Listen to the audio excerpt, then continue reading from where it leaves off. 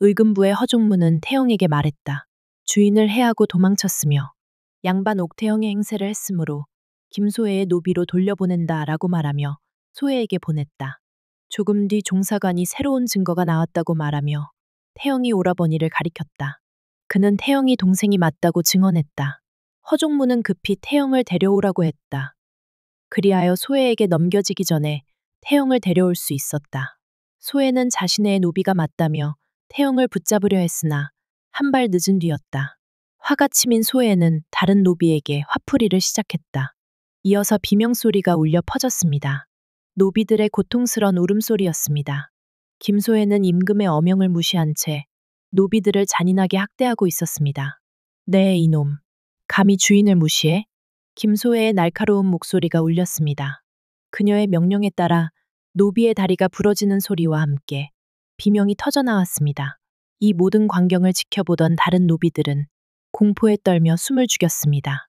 한편 박준기는 자신의 서재에서 밖에서 들려오는 비명소리를 듣고 있었습니다. 그는 김소혜의 잔혹한 행위가 결국 자신에게도 화가 미칠 것임을 알고 있었습니다. 이대로 가다간 내 관직마저 잃게 될 것이야. 그는 중얼거렸습니다.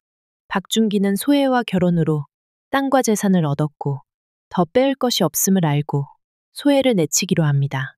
그는 자신의 주특기인 꼬리 자르기를 시도하기로 했습니다. 그것은 부인 김소혜의 죄를 먼저 관아에 고발하여 자신의 비리를 감추는 계획이었습니다. 다음 날 아침 김소혜는 구더기를 다시 집으로 데려와 괴롭히려 했습니다. 그러나 예상치 못한 일이 벌어졌습니다. 관아의 포졸들이 들이닥친 것입니다. 김소혜, 너를 체포하러 왔다. 포졸들이 외쳤습니다. 김소혜는 당황했습니다. 내가 누군 줄 알고 이러는 게냐? 나는 호주판서 박준기의 부인이니라. 그녀가 소리쳤습니다. 그러나 포졸들은 아랑곳하지 않고 그녀를 체포했습니다.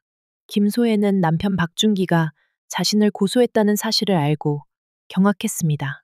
그녀의 눈에서는 분노의 불꽃이 타올랐습니다. 관아에서 김소혜에 대한 재판이 열렸습니다. 그녀의 잔혹한 행위에 대한 증인들이 줄을 이어나왔습니다. 노비들의 증언은 충격적이었고 종사관들의 얼굴은 점점 굳어갔습니다.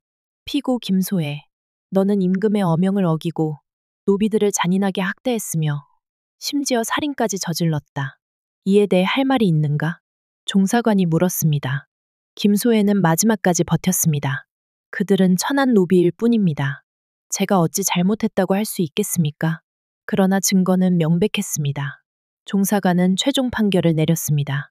김소혜, 너의 죄가 매우 중하다. 이에 양반 자격을 박탈하고 관아의 노비로 강등한다. 김소혜의 얼굴이 창백해졌습니다.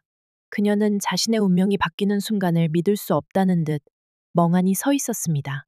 한편 박준기는 자신의 계획이 성공했다고 안도했습니다. 그러나 그의 안도감은 오래가지 못했습니다. 종사관은 이어서 말했습니다. 박준기를 포박하라. 박준기는 깜짝 놀라 뭐 하는 짓이냐 소리쳤다. 그대는 지난 광산 노두 사건, 만수삼 사건 등의 비리가 지난 좌수였던 이충일의 자백으로 사실로 밝혀졌다. 그러므로 박준기는 유배에 처한다. 이렇게 김소혜와 박준기는 모두 그들의 죗값을 치르게 되었습니다. 한때 권세를 누리던 그들은 이제 천한 신분으로 전락하여 그들이 학대하던 노비들과 같은 처지가 되었습니다. 한편 태영은 승희와 함께 바다가 보이는 아담한 집에서 예쁜 아기를 낳고 알콩달콩 행복하게 살았습니다. 구독과 좋아요를 눌러주시면 콘텐츠 제작에 힘이 됩니다. 본 방송은 JPBC 토요일 10시 30분에 상영됩니다.